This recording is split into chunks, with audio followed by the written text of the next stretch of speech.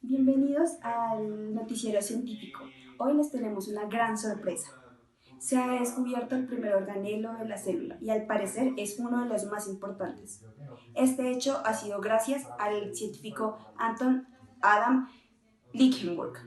Entonces, ¿qué es? Necesitamos saber qué es para contener y poder especificar alrededor de esta investigación. Entonces, es el organelo más importante de la célula.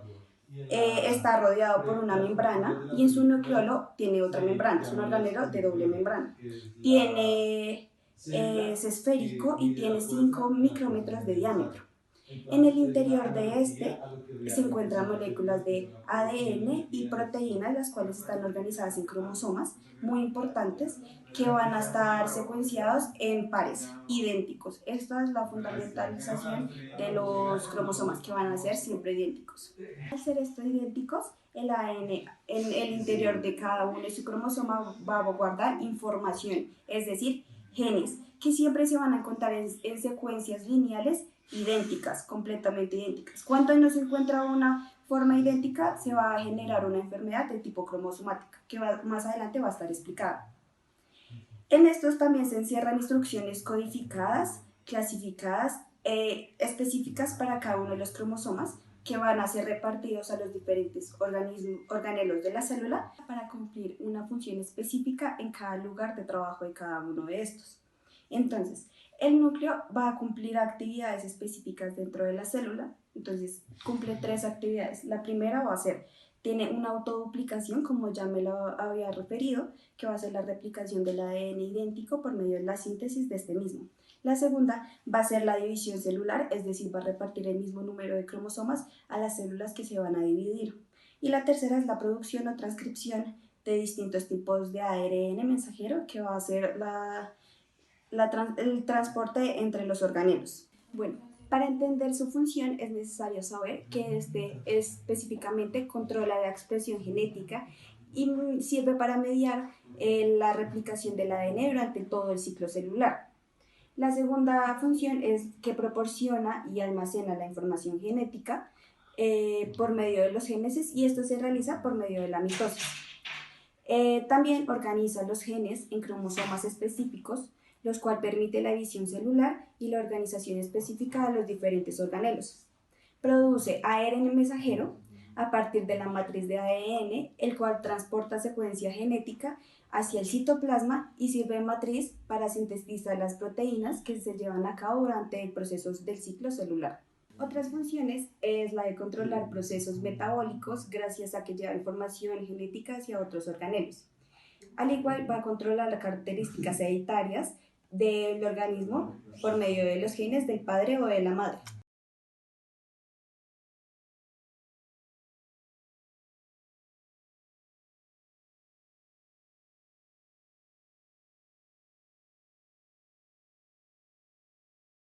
Bueno, yo soy la ingeniera Laura Vanessa Ayara Polinar. Yo soy la ingeniera Laura Valentina Ponterríos. Y les vamos a hablar acerca de las partes y la estructura del núcleo. Primero, en este gráfico tenemos lo que es el núcleo en sí y sus partes más importantes: la membrana externa, la membrana interna, el poro o los poros nucleares, el cromosoma, el nucleolo, la cromatina y el nucleoplasma.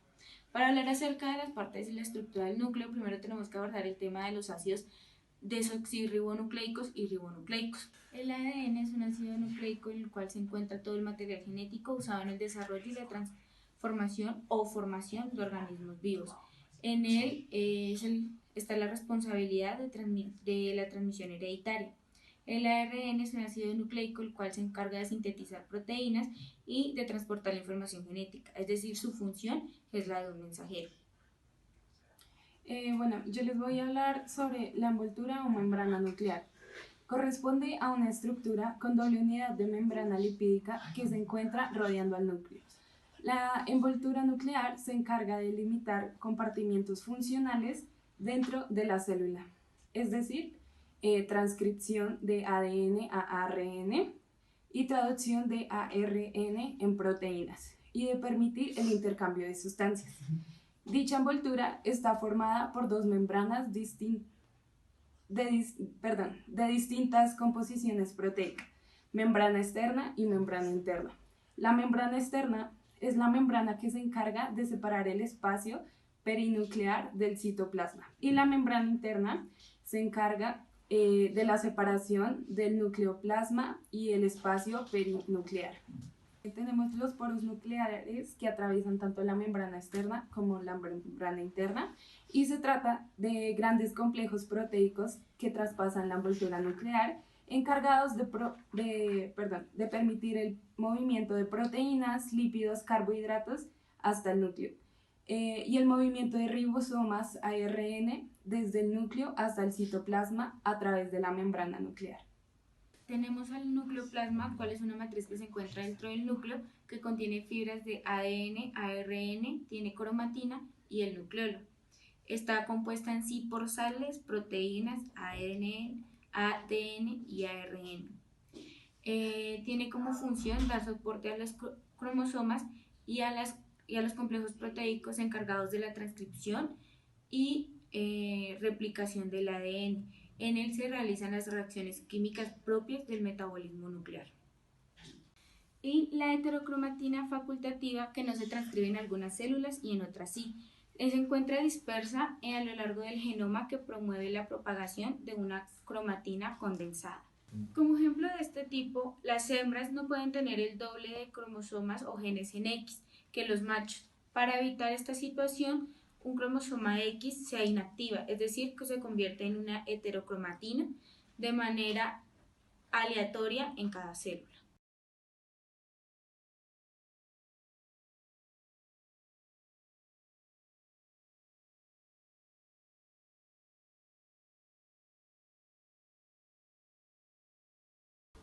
Para continuar esta investigación, vamos a entrevistar a un patólogo muy importante de la Universidad de Rosario, quien nos va a aclarar las problemáticas de los cromosomas y con ello las enfermedades que produce. Buenas tardes, mi nombre es Andrés Felipe Galinda Daza, patólogo de la Universidad de Rosario, y hoy les vengo a hablar acerca de los cromosomas. Primero hay que aclarar que un individuo tiene 46 cromosomas, 23 cromosomas los pone la madre, 23 cromosomas los pone el padre. Los primeros 22 pares de cromosomas se llaman autosomas y el par restante es ligado al sexo. Eso quiere decir que si es XX nos da sexo femenino, si es XY nos da sexo masculino en el individuo. Ahora les vengo a explicar las anomalías presentes en los cromosomas generando enfermedades. La primera es alteración numérica. Esto quiere decir que si tiene un cromosoma de más o un cromosoma de menos, va a alterar al individuo. Por ejemplo, en la trisomía de cromosoma 13, que nos da un síndrome de Patau. Nos da las características de este síndrome: es labio leporino y deformación en el cráneo. La mayoría de personas con esta afectación y este síndrome no sobreviven, ya que tienen insuficiencia cardíaca e insuficiencia respiratoria. La siguiente es una anomalía estructural, que es cuando tiene un brazo más corto o un brazo más largo en un cromosoma. Por ejemplo, en el cromosoma 5, que su brazo es más corto, generando el síndrome de Cri-du-Chat, llamado más comúnmente como aullido de gato. Esto genera cara mofletuda, ojos separados y cabeza pequeña. Este síndrome es muy poco común y por eso no se tiene tratamiento. Una de las patologías relacionadas es la neoplasia. Esta se da por multiplicación excesiva de células en un tejido. Se puede dividir en benigna y maligna. La benigna es cuando tienes un tumor pero no puede dañar otros tejidos. Esa se puede curar removiendo el tumor. Y el otro es maligna, que es cancerosa, por tanto puede dañar otros tejidos. Esta se puede tratar por medio de quimioterapias. Como anteriormente habíamos dicho, el núcleo se encarga de almacenar información genética, es decir, contiene cromosomas. Los cromosomas son los organelos utilizados en el transporte de material genético por medio de la mitosis. Si se genera un mal proceso de mitosis, se puede generar una anomalía estructural o anomalía numérica, generando síndromes como el síndrome de Patau.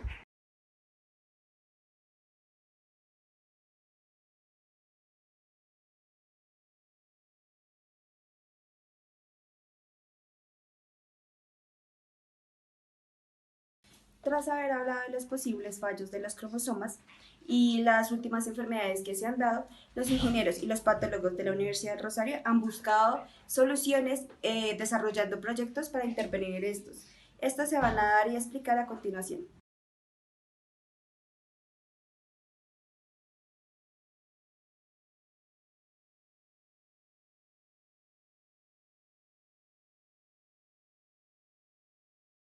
Nosotros como patólogos e ingenieros siempre estamos en la búsqueda de evitar que tantas anomalías se presenten en los cromosomas, siendo estos los causantes de enfermedades tan graves y tan mortales en los seres vivos.